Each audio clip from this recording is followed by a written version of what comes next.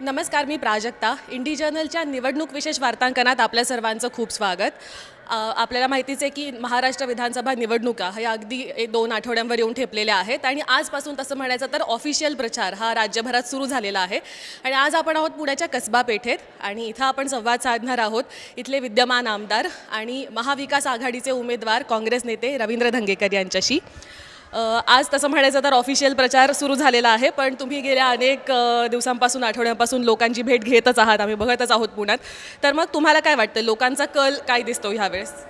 मी गेली 30-35 वर्ष सामाजिक आणि राजकीय जीवनामध्ये काम करतो आहे. निवडणुका डोळ्यासमोर ठेवून कधीच मी माझं काम केलेलं नाही.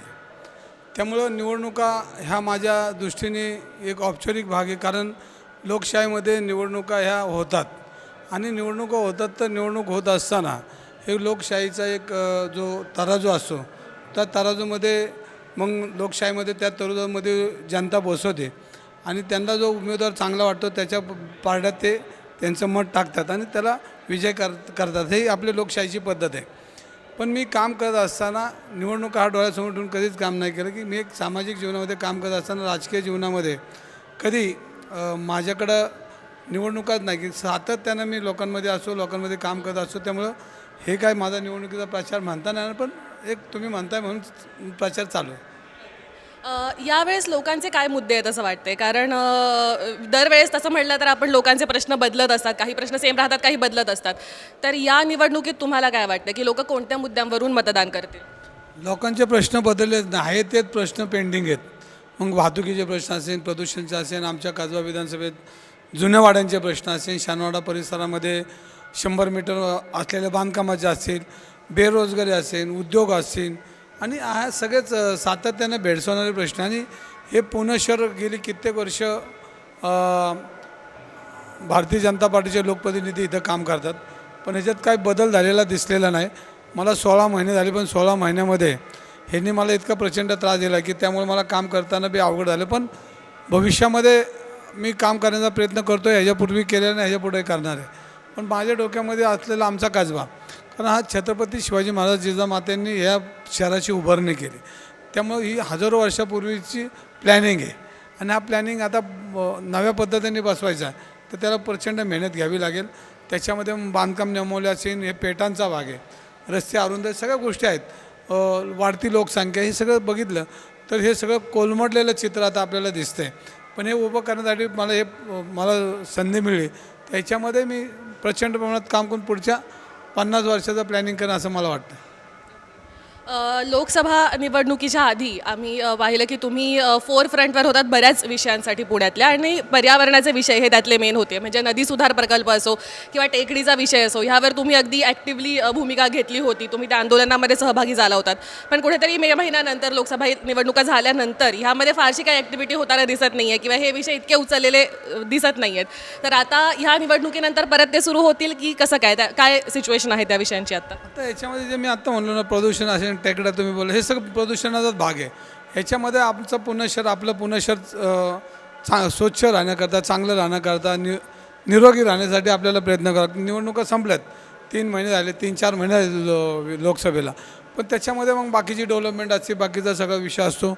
पण ही जे आपले मुद्दे आहेत, हे तर एक कुटुंब प्रमुख म्हणून किंवा कुटुंबातला एक सदस्य म्हणून हे आपली जबाबदारी आहे आणि हे आपण मुद्दे सोडू शकत नाही. हे पूर्णत्वास नेण्यासाठी आपल्याला सगळ्यांनाच प्रयत्न करावा लागतील, कारण शेवटी आपले घर चांगलं राहिलं तर आपण चांगले राहू शकतो. म्हणून आपल्या घरासाठी आपल्याला काम करावं लागेल. म्हणजे आता जर निवडणूक महाविकास आघाडीचं सरकार आलं निवडणुकीनंतर, तर मग नदी सुधार प्रकल्प असेल किंवा टेकडी यामध्ये जे निर्णय झालेले आहेत तर ते मागं घेण्यात येतील का, किंवा त्याच्यासाठी तुम्ही पुढाकार घ्याल का? ह्याच्यामध्ये मी नेहमी म्हणतो की याच्यामध्ये कुठलाही लोकनेता हा तज्ज्ञ नसतो. हा समोरची काही तज्ज्ञ मंडळी सांगतात त्याच्यावर काम करत असतो. पण आत्ता जी तज्ज्ञ मंडळी ज्यांचा सल्ला घेतात ती चुकीचा सल्ला देतात.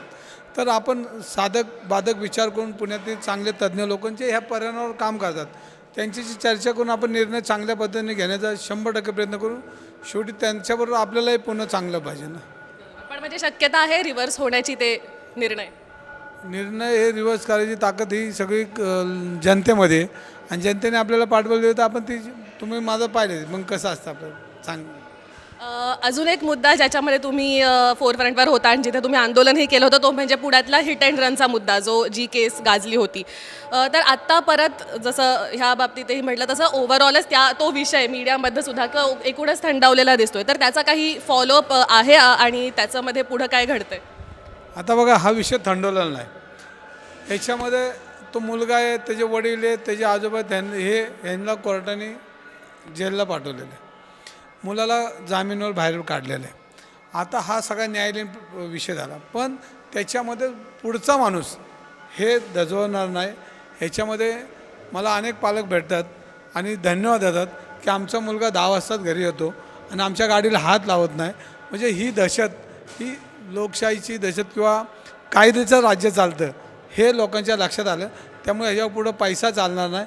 करोडो रुपयाचा मालक असला तरी त्याला जेलची हवा खावी लागणार. हे आपण उदाहरण हे पोर्शोकारमध्ये लोकांना दिसलं आहे. आणि एक कुटुंब म्हणून, एक परिवार म्हणून आपलं कर्तव्य हे मी कुटुंब सारखा का उल्लेख करतो तर माझं राजकारणालाच इथं 35 वर्ष झाले आणि मी 4थी पिढी बघतो आहे राजकारणातली. आणि 4थी पिढी जेव्हा आपण बघत असतो त्यावेळेला 4थ्या पिढीकडे गेलं तर आपल्याला एक प्रेमाचा ओलावा किंवा आपण एक कुटुंब ही आपली मुलं आहेत, ही सुखी राहिली पाहिजे, ही चुकीच्या मार्गाला हे आतलं एक मन तयार होतं एका टप्प्यात आल्यानंतर. आणि त्या टप्प्यातून माझं मन आता असं झालं की भावनिक झालं की ही मुलं आपली सुखी राहिली पाहिजे आणि त्यासाठी कुठलीही आपल्याला किंमत मोजायला लागली तर ती मोजायला राजकारणात तयार आहे.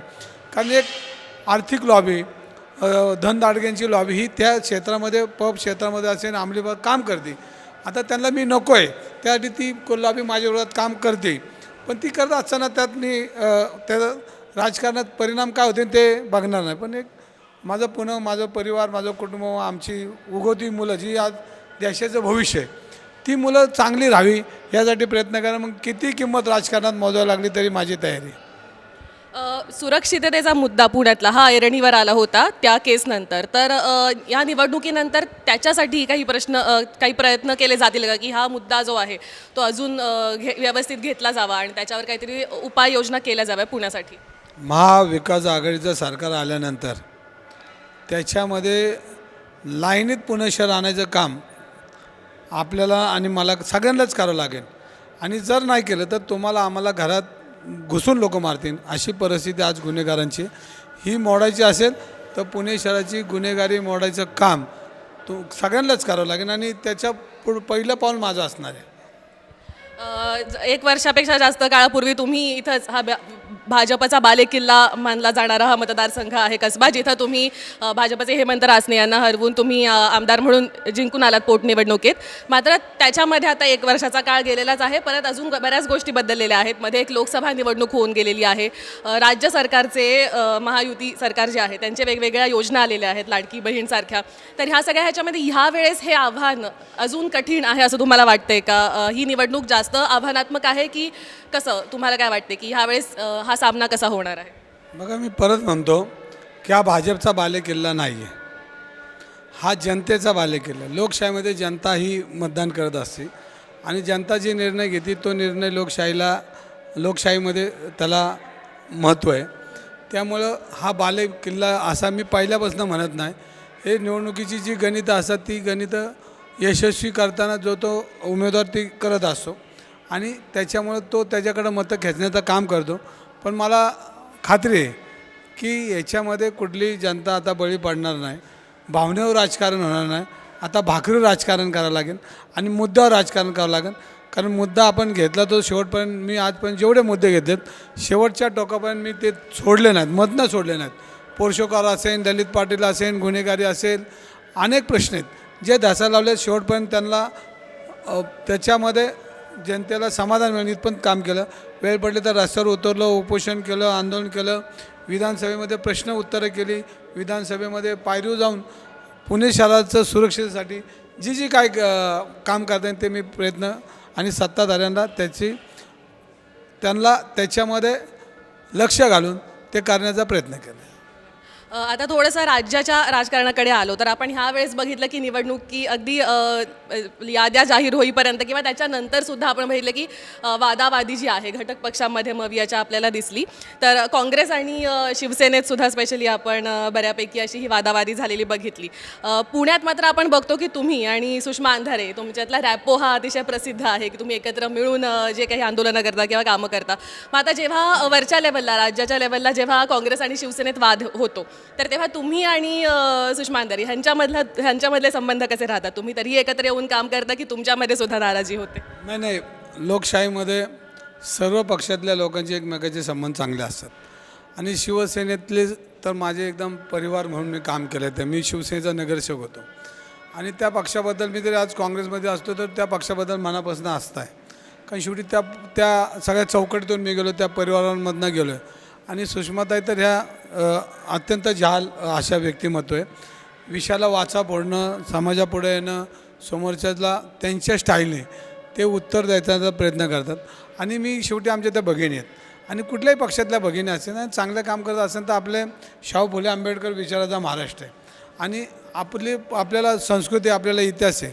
विचाराची लढाई विचारांनी झाली पाहिजे, मुद्द्याची लढाई मुद्द्यावर झाली पाहिजे. पण भारतीय जनता पार्टीचे लोक मुद्द्याची लढाई गुद्द्यावर आणतात आणि ते गुद्दे आणल्यामुळे आजची परिस्थिती महाराष्ट्राची उभी राहिली. त्यामुळे ही निवडणूक गुद्द्यावाल्यांच्या विरोधात आहे, ही वस्तुस्थिती आहे. आज फडणवीस साहेबांचा चेहरा महाराष्ट्राला चालत नाही. ज्या पद्धतीनं कुरघुडीचं राजकारण केलं, वैयक्तिक एखादं कुटुंब उद्ध्वस्त करण्याचं काम केलं, एखाद्याला नसते नाबूद करण्याचं काम केलं, ह्या सगळ्या प्रक्रियेला जनता प्रचंड असंतोष आहे आणि हा असंतोष त्यांना ह्या निवडणुकीत दिसन. कारण फडणवीस साहेबांचा चेहरा ह्या महाराष्ट्राला आता नको आहे. सर, लोकसभा निवडणुकीत सुद्धा तुम्ही लोकसभा निवडणूक लढवली होती आणि त्याच्यामध्ये तुमचा विजय झाला नव्हता. तर सर त्याच्यानंतर ह्याचं विश्लेषण केलं होतं का की ह्याच्या मागची कारणं काय होती, कुठे काही त्रुटी राहिल्या होत्या का की काय झालं आणि त्याचा विचार ह्या निवडणुकीसाठी केला गेला आहे का? एखादी निवडणूक हारली ना त्याला अनेक कारणं असतात, पण जिंकल्यावर मग कारणं राहत नाही. हा लोकशाहीचा परिपाठ आहे आणि ही वस्तूच येते. मग हे केलं असतं तर ते झालं असतं, ते केलं असतं हे झालं असतं, मग त्याला नमस्कार केला असतं, मग ही सगळी यंत्रणा असते. पण ज्यावेळेला माणूस एकदा निवडणूक जिंकतो त्यावेळेला त्याला कारणं राहत नाही आणि हारणाऱ्या माणसाला अनेक कारणं असतात. ती कारणं मग ती चर्चा देतात. सर, आता मवियामध्ये मी मगाशी जसं म्हटलं की जी वादावादी आहे ती पुण्यात सुद्धा आपल्याला दिसली आहे. पर्वती मतदारसंघात आपण बघतोय की आबा बागुल हे सुद्धा मवियाचे ज्या अधिकृत उमेदवार आहेत त्यांच्या समोर उभे राहिलेले आहेत निवडणूक लढवायला. तर असं राज्यभरात काही ठिकाणी अजून आहे किंवा ही जी परिस्थिती आहे किंवा हे जे वाद झाले निवडणुकीच्या आधी तर त्याचा परिणाम निकालांवर होईल का? लोकांच्या मनात असं काही असेल का की अरे ह्यांच्यामध्ये भांडणं आहेत किंवा वाद आहेत, असं लोकांच्या मनात येऊन काही परिणाम होईल असं वाटतंय? नाही, ह्याच्यामध्ये बघा परत सांगितलं की आज महाराष्ट्रामध्ये कुठल्या चेहऱ्याला बघून मतदान करायचं. तर महाविकास आघाडीमध्ये पवारसाहेब असतील, आपलं पवारसाहेब असतील, आमचे उद्धवसाहेब असतील, आमचे काँग्रेसचे नाना पटोले, सगळ्यांनाच चेहरे आहेत आज आणि या चेहऱ्यांना लोक पसंती देतील असं माझं मत आहे. कारण समोर जे आहेत त्या ज्या पद्धतीनं आत्ताचं महाराष्ट्राचं राजकारण आणि महाराष्ट्रातले राजकीय परिस्थिती, आर्थिक परिस्थिती बघितल्यानंतर महाराष्ट्र हा संकटात चाललेला आहे.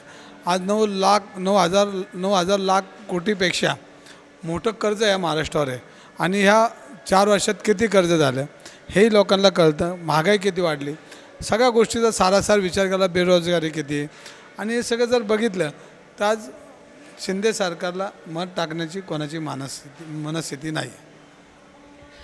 तुम्ही आज ह्या निवडणूक प्रचारादरम्यान आम्हाला वेळ दिला त्याबद्दल तुमचे खूप खूप आभार आणि भेटतच राहू पुन्हा पुढचे काही दिवस.